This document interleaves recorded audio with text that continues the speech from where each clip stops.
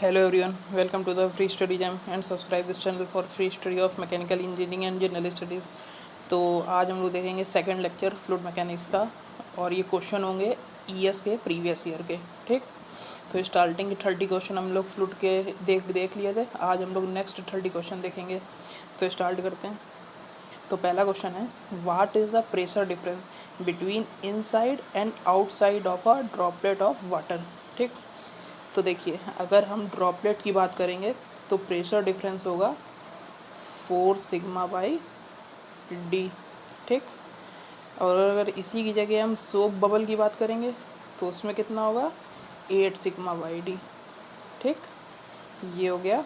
अब ये कहाँ से आता है, तो देखिए अगर हम ड्रॉपलेट की बात करें तो आपका जो बर्स्टिंग फोर्स होगा ये होगा आपका pressure difference into pi by 4 D square. इसके बाद आपका ड्रैग फोर्स होगा, वो कितना होगा पी इंटू ये होगा आपका ड्रैग फोर्स जो होगा वो आपका होगा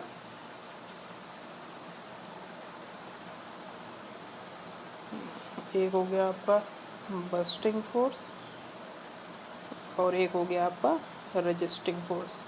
ठीक, रजिस्टिंग फोर्स आपका हुआ surface tension into pi into D. ठीक, surface tension into 2 pi R. अब बस्टिंग फोर्स और आपको रजिस्टिंग फोर्स को इक्वल वो कर देना है, तो वहाँ से आपका आ जाएगा 4 सिग्मा बाई डी। ठीक, तो आपका 31 का करेक्ट ऑप्शन है बी पार्ट। इसके बाद 32 है, what is the pressure inside a soap bubble over the atmospheric pressure if it's diameter is 2 centimetre and the surface tension is 0.1 Newton per metre. Basically ये क्या पूछ रहा है कि एटमॉस्फेरिक प्रेशर के ऊपर कितना प्रेशर है, मतलब कि वो डिफरेंस पूछ रहा है ना वो प्रेशर का। तो वो होगा आपका सोप बबल की बात हो रही है, तो आप फार्मूला लगाएंगे 8 सिग्मा बाई डी। ठीक, सिग्मा आपको कितना दिया है 0.1 और डायमीटर कितनी दी है 2 सेंटीमीटर। इस तरह के क्वेश्चन में आपको डायमेंशन का विशेष ध्यान रखना होता है। ओके, तो 32 का आपका करेक्ट ऑप्शन आ जाएगा सी पार्ट। इसके बाद 33 है, द कैपिलरी राइज और depression in a small diameter tube. तो कैपिलरी राइज और डिप्रेशन किसके इक्वल होता है 4 sigma cos theta by rho G D. जब ये वाला फार्मूला कब वैलिड है, जब आपको कैपिलरी कोई ट्यूब दी होगी। ठीक, और की डाया कितनी होगी डी। तो इसमें आपको बताना है, पहला दिया है directly proportional to the specific weight, गलत है, इसमें इन्वर्सली प्रोपोर्शनल होगा। इसके बाद सेकंड है inversely proportional to the surface tension, ये भी गलत है, इसमें डायरेक्टली प्रोपोर्शनल होगा। सी दिया है inversely proportional to the diameter, ये आपका एकदम करेक्ट है। सो 33 का करेक्ट ऑप्शन हुआ सी पार्ट। इसके बाद 34 दिया है, इसमें आपको मैच कराना है। तो आपको पहले वेरिएबल दिया है, दूसरा आपको डायमेंशनल एक्सप्रेशन, ये देखिए ये आपको मैचिंग करानी है। ठीक, तो सबसे पहले डायनेमिक विस्कोसिटी। डायनेमिक विस्कोसिटी का फॉर्मूला क्या होता है न्यूटन सेकेंड पर मीटर स्क्वायर। ठीक, अब न्यूटन को बताइए क्या होता है। न्यूटन क्या होता है एम इंटू ए, एम मतलब कि मास, तो एम और वो कितना होगा ए मीटर पर second square, M L T minus 2। तो न्यूटन का ये हो गया न्यूटन सेकेंड, तो एक टी आ जाएगा पर मीटर स्क्वायर L2। तो यहाँ से जब सॉल्व करेंगे तो आएगा M L minus 1 T minus 1। ठीक, तो डायनेमिक विस्कोसिटी का क्या हो जाएगा आपका हो जाएगा 3। ओके, सो डायनेमिक विस्कोसिटी का हो जाएगा आपका 3 M L minus 1 D minus 1। इसके बाद क्या दिया है मोमेंट ऑफ मोमेंटम। तो मोमेंटम क्या हुआ एम वी, उसका मोमेंट आर, तो M L T minus 1 V का और एक एल और दिया है, तो M L two T minus 1। ठीक, ये किस में दिया है M L two T minus 1, ये दिया है आपका 5 में। ठीक, तो ए का 3 था, सेकंड का 5। पावर का क्या होता है, पावर होता है वॉट, वॉट क्या होता है जूल पर सेकंड। अब जूल क्या होता है वर्क की होती है, वर्क क्या होता है फोर्स इनटू डिस्टेंस, और फोर्स की आपको पता है एम एल टी माइनस 2 और डिस्टेंस एल, ये आपका क्या हुआ जूल। इसको सेकंड से जूल पर सेकंड हमें बताना है। तो ये क्या हो गया Ml2T-3, Ml2T-3, ये किस में दिया है, ये दिया है 1 में। ओके, तो 3, 5, 1। अब वॉल्यूम मॉडुलस ऑफ इलास्टिसिटी, तो वो आपका अगर आपने इतना भी कर लिया है तो वो भी आपका 3, 5, 1। तो इसी से आप पता कर लेंगे बी पार्ट। अगर आपको इसमें भी अगर मतलब कि अगर आपको वॉल्यूम मॉडुलस ऑफ इलास्टिसिटी निकालना है तो वो भी आप फॉर्मूले से फाइंड कर सकते हैं। ठीक, इसके बाद आपका 35 है, what is the capillary rise in a narrow 2 dimensional slit of W, with जो दिए वो दी गई डब्ल्यू। अभी थोड़ी देर पहले जब मैंने आपको फॉर्मूला बताया था H=4 sigma cos theta by rho G D, तो उसमें मैंने आपको ध्यान देकर बताया था कि वो कैपिलरी ट्यूब के लिए वैलिड है। यहाँ पे ये क्या बात कर रहा है, 2 डायमेंशनल स्लिट है। ठीक, तो इसमें अलग होगा फॉर्मूला। ठीक, और वो क्या होगा, तो देखिए इसमें क्या होगा कि जो वेट ऑफ फ्लूइड होगा, अगर ये है, ये कोई है, ठीक, इसमें जो वेट ऑफ फ्लूइड होगा वो इक्वल टू होगा सरफेस टेंशन फोर्स के। ठीक, विथ हाइट इनटू लेंथ, ये हो गया वॉल्यूम। वॉल्यूम को अगर हम मल्टीप्लाई करते हैं डेंसिटी से, ठीक, तो ये हमारा जाता है मास। ठीक, ठीक, अब इसमें मास से हमें वेट में जाना है तो जी से मल्टीप्लाई कर दें, जी। ठीक, इसको हटा दें। इसके बाद ये इक्वल टू होगा सरफेस टेंशन फोर्स के। अब सरफेस टेंशन फोर्स कितना होगा, टी कॉस थीटा, जो कि टेंशन होगा, जो कि सरफेस टेंशन होगा, T cos theta into 2L, दोनों तरफ की लेंथ। ठीक, ये इक्वल टू होगा वेट ऑफ फ्लूइड के। अगर आप इसको सॉल्व करेंगे तो आपका आ जाएगा H=2T, टी जो है वो सरफेस टेंशन है। ओके, इसको आप लोग सिग्मा भी बोल सकते हैं, रो जी डब्लू। ठीक, और जो कैपिलरी ट्यूब होती है उसमें कितना होता है 4T। ठीक, तो ये आपको ध्यान देने वाली बात होगी। तो 35 का आपका करेक्ट ऑप्शन हो जाएगा A part, half of that in a capillary tube of diameter W. ठीक, so correct option is A part. इसके बाद 36 है, in a fluid the rate of deformation is far more important than the total deformation itself. ये वाला question शायद दूसरी या तीसरी बार आ रहा है। पिछले जो लास्ट क्लास में 30 क्वेश्चन हुए थे और इसका 36 क्वेश्चन में ये दूसरी या तीसरी बार आ रहा है। तो इस क्वेश्चन को आप लोग ध्यान से देखिएगा। ठीक, the rate of deformation is far more important than the total deformation itself. इसका रीज़न दिया है, fluid continues to deform so long as the external forces are applied. दोनों ही सही हैं। ठीक, क्योंकि जब आप अगर ये न्यूटन्स लॉ ऑफ विस्कोसिटी देखेंगे, जो ये du/dy होता है, ये होता है रेट ऑफ डिफॉर्मेशन। ठीक, तो टोटल डिफॉर्मेशन से हमें मतलब नहीं है। तो इसका आपका करेक्ट ऑप्शन हो जाएगा ए पार्ट। ए पार्ट मतलब क्या है कि फर्स्ट वाला भी सही है, सेकंड वाला भी सही है, और सेकंड वाला जो है वो फर्स्ट वाले का रीज़न है। इसके बाद 37 है, a narrow glass tube when emerged into mercury causes capillary depression and when emerged into water causes capillary rise. ठीक है, और इसका रीज़न दिया, mercury is denser then water. देखिए, अगर अगर इसमें अगर इन दोनों जो भी मतलब असर्शन और रीज़न दिए हैं, अगर इनको इंडिविजुअली देखा जाए तो ये अपने आप में सही हैं। ठीक, मरकरी डेंस होता है वाटर से, और अगर आपको मरकरी में कैपिलरी डिप्रेशन होता है, वाटर में कैपिलरी राइज होता है। बट मरकरी में कैपिलरी डिप्रेशन इसलिए होता है, वो होता है सरफेस टेंशन की वजह से, उसकी डेंसिटी की वजह से नहीं होता है। ठीक, तो इसमें करेक्ट ऑप्शन होगा बी पार्ट। दोनों मतलब असर्शन और रीज़न इंडिविजुअली सही हैं, बट सेकंड वाला वो पहले वाले का रीज़न नहीं है। ओके, इसके बाद 38 है, लुब्रिकेशन। तो लुब्रिकेशन की जो मेन जो प्रॉपर्टी होती है वो क्या होती है, विस्कोसिटी।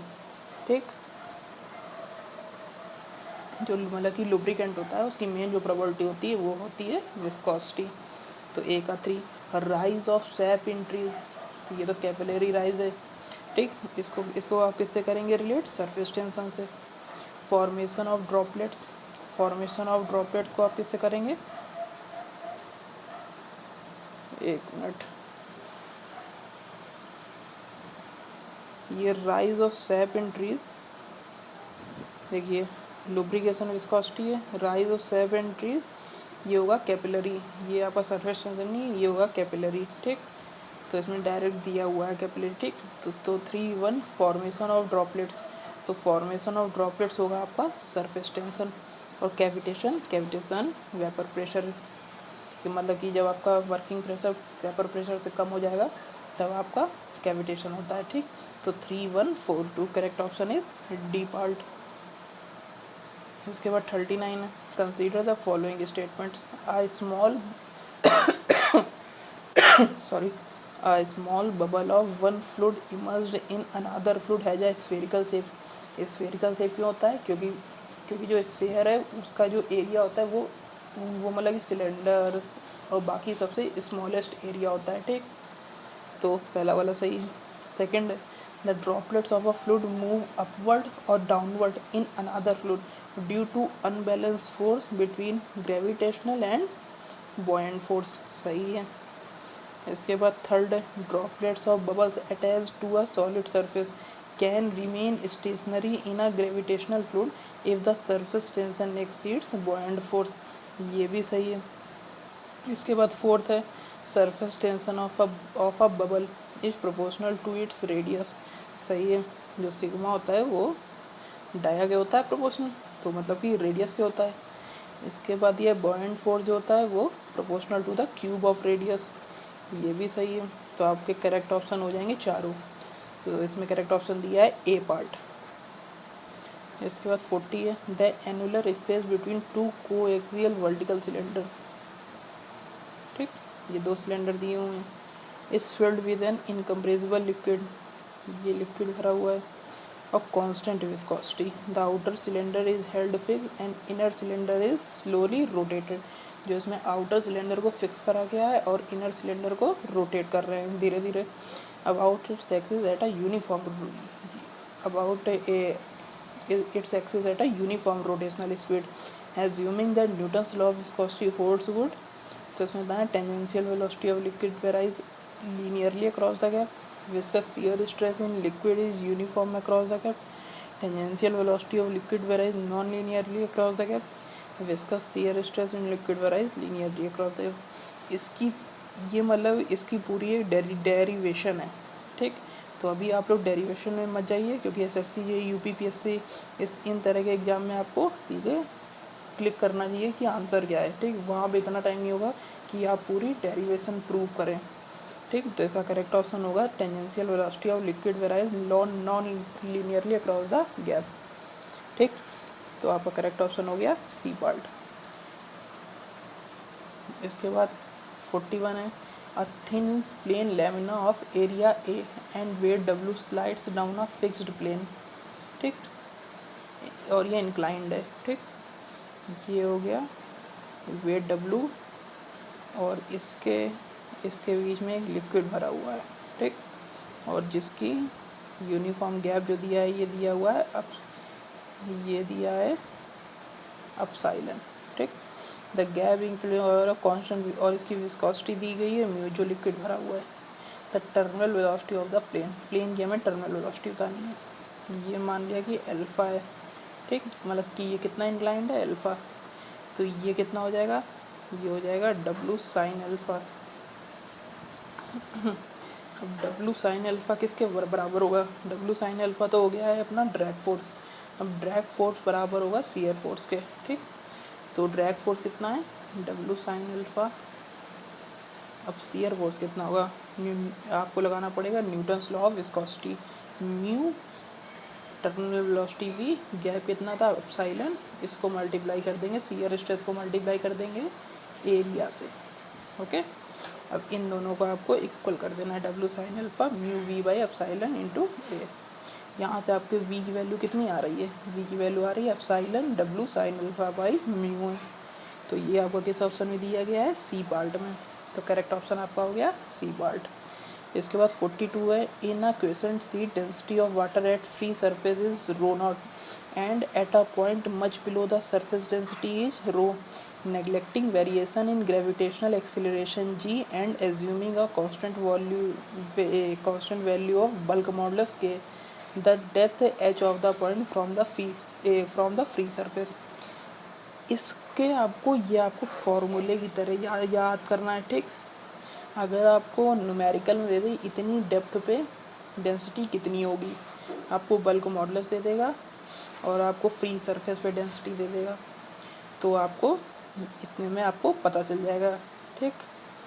तो आपको इसका तो करेक्ट ऑप्शन है सी, बट आपको इसको एक फॉर्मूले की तरह याद करना है। ओके, एसएससी जेईई में तो इस तरह से आ जाएगा कि वो आपसे डायरेक्ट फार्मूला पूछ लेगा, बट यूपीपीएससी का जो एई का एग्ज़ाम होना है उसमें वो सिंपल वैल्यू वो आपसे पुट करवा के सॉल्व करवा लेगा, ठीक। सो इसका करेक्ट ऑप्शन है सी। इसको आप लोग फॉर्मूले वाली जो आपने कॉपी बनाई होगी उसमें आप लोग इसको नोट कर लीजिएगा। इसके बाद 43 है, pseudo plastic is a fluid for which, तो स्यूडो प्लास्टिक का जो आपके इसमें एन की वैल्यू होती है वो होती है लेस देन 1, ठीक। तो आपकी डायनेमिक विस्कोसिटी डिक्रीज कर दे वो करेगी as the rate of shear increases. इसका जो डायग्राम होगा वो इस तरह से होगा, ठीक। तो आपका करेक्ट ऑप्शन ए पार्ट। इसके बाद 44 है, if angle of contact of a drop of liquid is acute. देखिए, अगर एक्यूट है, एंगल अगर एक्यूट बना रहा है तो वो होगा ए सी, ठीक।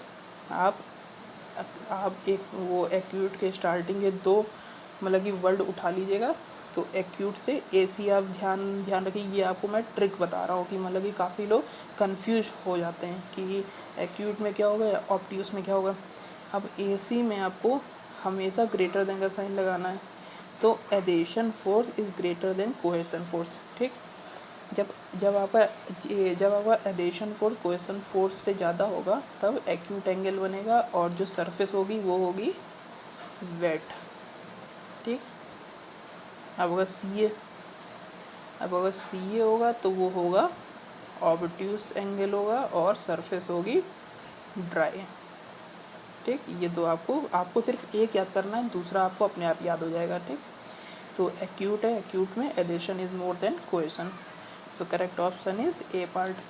इसके बाद 45 है, with increasing pressure the bulk modulus of elasticity. तो बल्क मॉडुलस का फार्मूला क्या होता है, D P by D V by V. तो अगर आप प्रेशर बढ़ाएंगे तो बल्क मॉडुलस भी इंक्रीज करेगा, so correct option is B part. इसके बाद 46 है, तो आपको मैच कराना है कैपिलरिटी। कैपिलरिटी में क्या मैटर करता है, 4 sigma cos theta by rho G D. वहाँ पे क्या आ रहा है, सिग्मा, सिग्मा मतलब सरफेस टेंशन, तो 4। इसके बाद बी है वेपर प्रेशर। तो वेपर प्रेशर से अगर कम हो जाएगा वर्किंग प्रेशर तो क्या होगा, कैविटेशन, सो करेक्ट ऑप्शन हो गया 1। विस्कोसिटी, विस्कोसिटी किस में मैटर करेगी, विस्कोसिटी की वजह से क्या आता है, शियर फोर्स, तो ये हो जाएगा 3। स्पेसिफिक ग्रेविटी, अगर आप जो आपका वर्किंग मीडियम है उसकी डेंसिटी को आप स्टैंडर्ड लिक्विड की डेंसिटी से डिवाइड कर देंगे तो क्या आ जाएगा आपका, तो आपका आ जाएगा स्पेसिफिक वेट। यहाँ पे आपको स्पेसिफिक ग्रेविटी पूछा है तो वो हो जाएगा डेंसिटी ऑफ वाटर, ठीक। ये हो जाएगा 2, वो आ जाएगा स्पेसिफिक वेट नहीं, स्पेसिफिक ग्रेविटी आ जाएगा, ठीक। स्पेसिफिक वेट तो होता है रो जी, ठीक, और स्पेसिफिक ग्रेविटी का होता है रो बाई रो स्टैंडर्ड, आप लिख लीजिए, ठीक। तो इसमें आपका क्या हो गया, 4 1 3 2, 4 1 3 2, so correct option is D part. इसके बाद 47 है, Newton's law of viscosity relates. तो Newton's law of viscosity relate करती है rate of shear deformation and shear stress, tau is directly proportional to D U by D Y, और ये किसके लिए वैलिड है, न्यूटोनियन फ्लूइड के लिए, ठीक। So correct option is B part. इसके बाद 48 है, in an experiment to determine the rheological behaviour of a material the observed relation between shear stress tau and rate of shear strain D U by D Y is tau equal to tau naught plus C D U by D Y की power 0.5 अब material. इसमें आपको ध्यान देना है, एक तो इन्होंने दी है यील्ड स्ट्रेस, ठीक।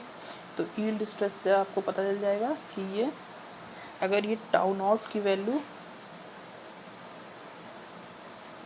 अगर ये टाउ नॉट की वैल्यू ये 0 पुट कर दें, ठीक, और n की वैल्यू आपको पता ही है कि वो है लेस देन 1, ठीक, n की वैल्यू कितनी है, लेस देन 1, ओके। तो जब लेस देन 1 है तो इसमें आपको क्या पता चल रहा है कि कुछ यील्ड स्ट्रेस है और n की वैल्यू लेस देन 1 है, तो ये हो गया थिक्सोट्रोपिक।